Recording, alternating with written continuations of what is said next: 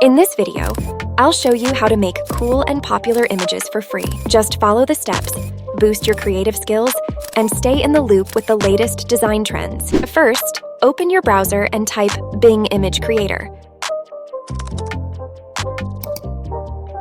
Once on the site, click on Join and Create.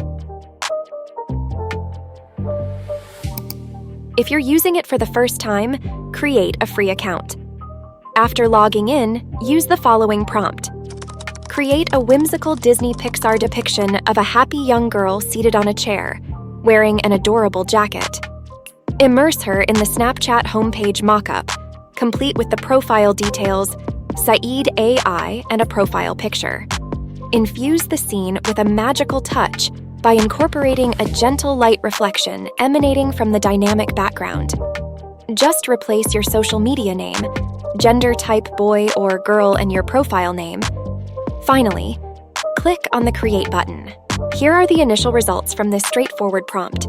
Explore these creations and feel free to customize them further to suit your preferences. Get creative and enjoy the process of making unique and trending images. Now, simply replace your social media information and generate the images again. It's an easy way to personalize the content for your online presence. Have fun experimenting with different variations that resonate with your style and messaging.